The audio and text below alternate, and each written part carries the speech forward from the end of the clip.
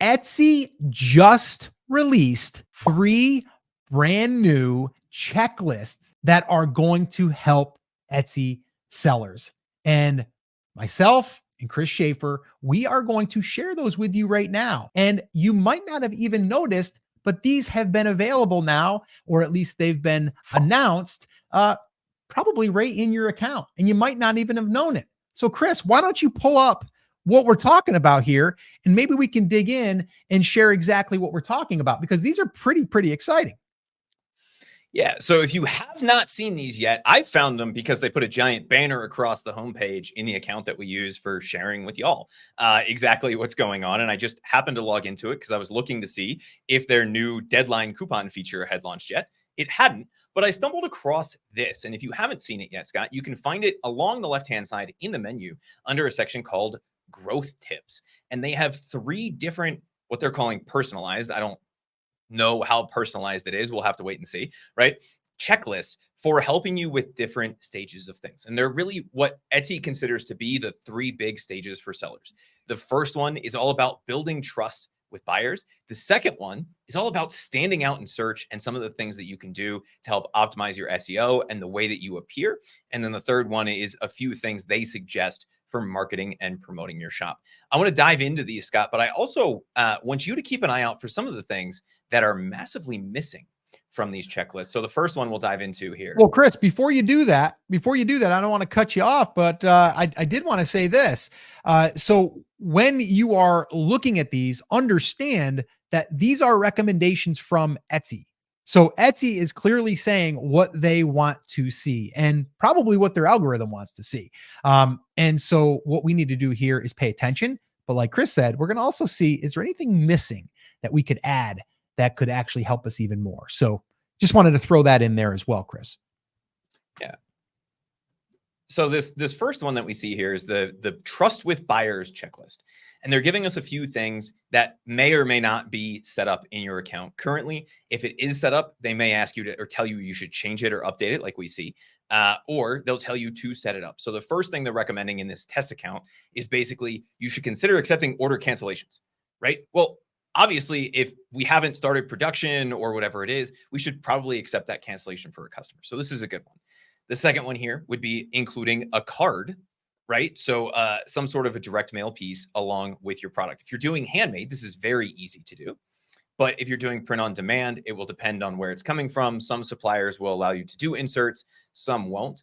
And they have an entire article in the seller handbook that they link you over to if you click that Get More Tips section, Scott, on exactly how to do this, some of the best practices, some of those kinds of things. And this is something you and I have discussed at length after they got rid of the ability to access the emails via the API for marketing purposes as an additional way to potentially test getting more buyers, people who we know are buyers because they've literally gotten the printout, the insert card back onto our email list.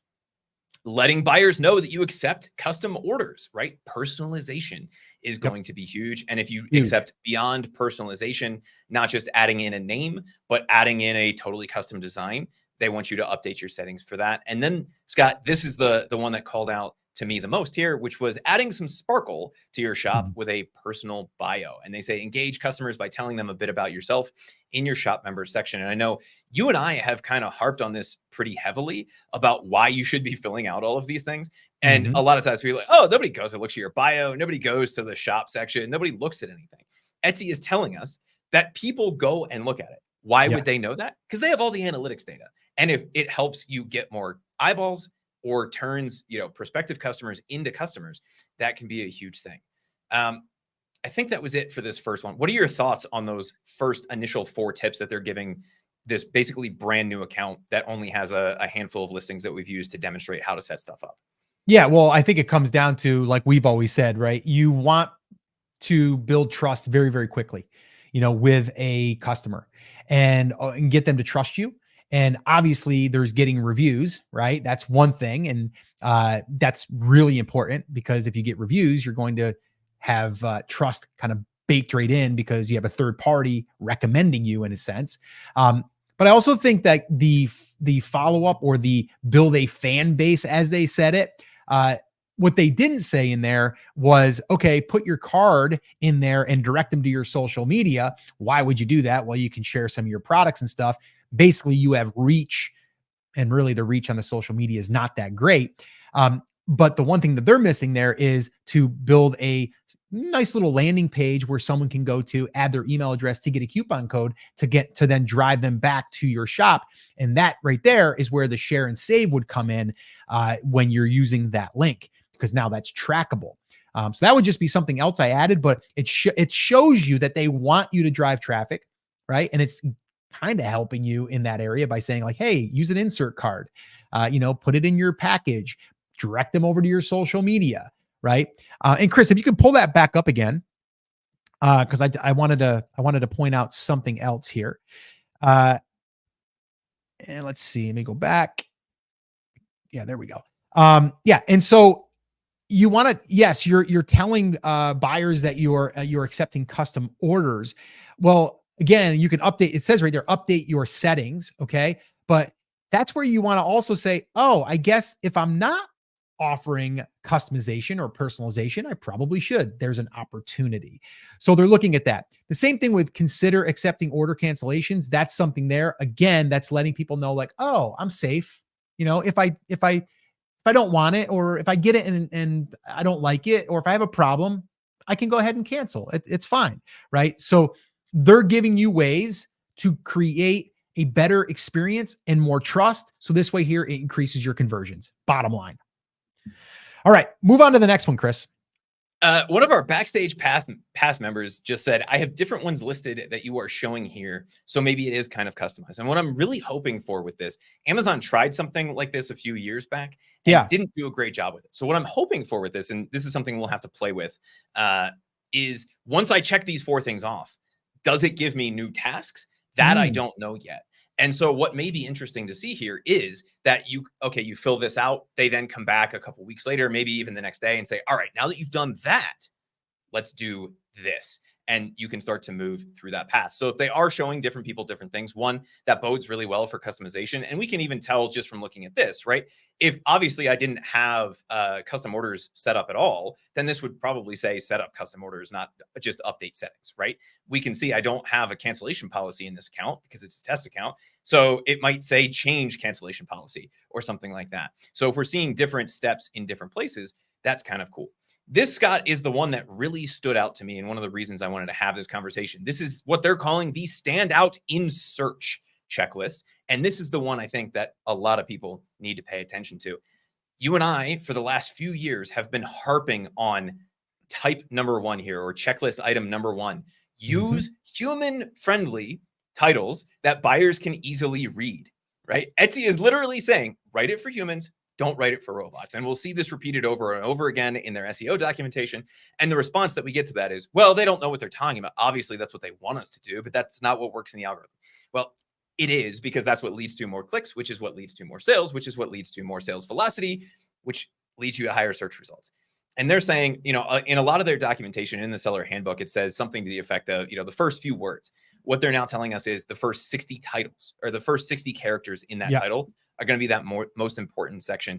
Everything else we can either ignore if it's too long, or it's going to be weighted less than the first 60 characters. And that's because that's going to be the thing that's shown to basically everybody on every device. That is what they're favoring for the search results. Again, we see fill out your about section, right? Yep. Make sure you're filling out all of the shop stuff, all of the biography stuff. It influences. Now, this I don't think has a direct influence on search, but it would have an influence on conversion, which has an indirect influence on search. So they're saying fill out your story. People want to know that. And when people have that connection, it can improve search ranking. Why? 1, we're going to include more keywords in there. And 2, we're going to increase conversions. And they're saying add top keywords to your listing descriptions. This one's kind of an obvious one, right? We should be putting keywords in our listing descriptions. Yeah, we should. But they're linking this over to the seller handbook article on exactly how to do that and the way that they like to see these. And then they're saying, hey, make sure that your primary image is a clear photo with an uncluttered background, because it's more eye-catching in search. Scott, why would they be telling us that? Because they have data that says basically if you have a picture with an uncluttered background, you're probably going to get more clicks. And that's what we're talking about there as far as your click-through rate, because they're again trying to help you by what has worked for others. So they're just taking their data and they're looking at your, your account, your listings, and saying like, hey, you might be missing this here. Your pictures might not be as good as they could be. So maybe you try to improve them and you might get a little bump. And so really to me, it's just showing you what the data that they have and kind of reporting it back. Now, Chris, I will say this. I did go into our account and I do have a little bit of a different thing here. And so ours says use human friendly titles that buyers can easily read. The next one is list your items in the most specific category available. The next one is add relevant attributes to help get discovered. And it says attributes act like tags for showing items in search. So add all the relevant options. So anyone that says that tags aren't important and they don't use them, they're wrong. And then the last one is fill out your about section. Buyers love meeting the person behind the product, and it can improve search ranking. What did they just say, Chris? What did they just say at the end there? Give me that one again. It can improve search ranking for just filling out your about section. Now, we have done the about section, but it's probably not as in depth as we should have it. So guess what I'm going to do? I'm going to go ahead and I'm going to write a better about section, because guess what? Etsy just said it can improve search ranking for your shop. I don't know, Chris. That to me is a no-brainer. Now, that to me is the one. If you do one of these, it will show another one. So it'll kind of like, maybe these are the top, and then it'll start kind of going down the ones that are less important. That I guess makes sense. The about section, outside of the potential inclusion of more keywords and the potential conversion rate boost, I don't know why that would necessarily increase, but if they're telling us that it does, then it does, right? Go fill it out. Right. If you are running a bass fishing store, I would be going to my about section right now, and you can click on the add your story button, I think is what it says on my side, right? Add your story and talk about why you love bass fishing. When I was 12 years old, my grandpa took me with a line and a reel for the first time down to Hickory Creek. And, that's when I fell in love with bass fishing. I love all kinds of fishing. I love trout fishing. I love bass fishing. I love deep sea fishing, right? Obviously, write it in a human readable way, but it is a good way to share more about the shop, to connect with the buyers, and I guess to potentially increase the search results for your shop. Now, I would argue, Scott, that probably has more of a shop effect than an individual listing effect, but we'll have to wait and see. And we do have a lot of the Backstage Pass members saying, hey, I have some different ones popping up, like make sure to fill out your photos, some of those kinds of things. So as you're working through this process, it does seem like they're taking into account some of the things that you're doing and then coming back in to get a better handle on this, which is really, really cool. Yeah, Chris. And also, if you guys are here, whether you're live or watching this on the replay, watching the video, and if you go in, maybe pause the video and then go into your account, go into growth tips, I believe it is. And then from there, let us know what yours says. We're just curious. Maybe you can just put a little list in the comments and kind of let us know. And I did also have one comment come through that says, maybe it's just an Etsy Plus thing. Don't know that. So this account that we're looking at right now is not on Etsy Plus. Oh, right. Okay. This well, there you is go. a bare bones account that we use when we're setting things up. Got it. Now, just because we see it doesn't mean every account will see it. Sometimes it's an account by account thing. Yeah, sometimes they're testing it to see if we want to use it. But this is something that's popped up for us. It seems to have popped up for a lot of the people. And so we wanted to share this. Scott, with that in mind, I wanted to move on to the other checklist here, which is their marketing and promotion tab. What is the number one thing on this checklist for me? Sign up for Etsy, share and save to save on fees. Yeah. They want us to drive traffic with email marketing. They want us to drive traffic with social media. If you notice, there's two things on social media here. They're also pushing hard for giving a discount to buyers. How would you do that? Maybe posting on your social media accounts, maybe sending it in an email, right? This entire tab for me is all about driving external traffic. Now, Scott, what is the big thing missing from this list that should be item number 2? If we're going to give Etsy the benefit of the doubt and say, push the Etsy program first, what should be number 2 on this list? If we're giving them that benefit of the doubt? Well, I mean, I would say myself personally, email, but what are you thinking? Yeah, I would say build an email list. Why? It's a heck of a lot more productive than spending time on social media. And we know that from every survey ever. Now, is Etsy going to actively say that in their checklist in the back end after what they just did with the API? Probably not. But if you actually go look in all of their seller handbook documentation, they constantly use email as examples for things. They talk about building email lists. It's just not in my checklist. And so I'm curious for anybody who's watching this, if you see anything pop about email, let us know in the comments. Because if they're missing out on that, they're missing out on the number one most productive from a return on investment activity that e-commerce sellers can do, right? Etsy, get on your game, pay attention to what's going on. If you want to drive that qualified traffic, you should be focusing on helping people build those email lists, even if they're not getting it right out of the buyers in the back end. I would think though, too, they're probably leaning into social media because everyone has a social media account and it's pretty easy, right? It's like more approachable. Yeah, it's more approachable. Everybody's like, oh, I've got a Facebook page or a profile, or, I could share something there. So it's pretty easy because everyone has it. I think with email, it's another thing that someone would have to do. And it's not as easy, although it is pretty easy. Okay, yeah, move on. So share the promo code with your buyers. Discount can be a great way to build loyalty and drive sales, of course. And then what's the next one here? Create social media posts in the Etsy seller app. So, with your social media page, or it says find the social media page in the more menu and use our tools to craft a new post. The thing that's interesting here to me, Scott, right? Because then the next one is just share your selling on social media, is that they're driving you to the app to do that. Yes. Now, the common sense answer to this, like the first thing that pops into my head is they want you to use the app for something, for some reason. But also you're more likely to be signed into all your different social media accounts, I would assume, on your phone than you are on your computer, which is why they're directing you over there. Yeah. But it's weird to me that if they're going to take me to the app to do that, that they don't link me to a way to just do it on desktop, like 60% of the world would do, right? Like if you really want me to do these things, make it easy. Yeah. Everywhere else in these checklists that we've looked at, they're like, oh, if you don't know how to do this, here's a seller handbook article. Oh, don't know how to do this? Write 60 characters for the title, right? They're giving us helpful things. And then they're like, oh, go download the app and then you can share your stuff over, instead of just linking me to my shop on the front end and say, here's how you do it. Copy and paste your listings, right? Like just copy the URL and paste it over. But they're trying to drive people to the app because theoretically it's easier for people to wrap their heads around how to share that stuff from the app, and they want more downloads. Yeah. Yeah, of course. So I'm getting, I've got a couple of different ones. So my first one said, share your recent 5-star review. Buyers love reading rave reviews, and now you can share yours from the Etsy seller app. There it is again. The next one is share a promo code with your buyers. The next one is create a social media post like yours. And then the next one was share your newest listing on social media. You recently added a listing to your shop. Time to share it with your fans. Get the app. So those are the ones that I don't want you sharing your best-selling things. They want my shop, which has 0 sales because we don't do anything with it, and it's literally only there to show people how to set up listings. To share my best-selling listing. That one, good job AI, right? On creating that checklist for me. Maybe share my new listing, because there is a new listing in there that has had 0 traffic and 0 sales because we do nothing with the account.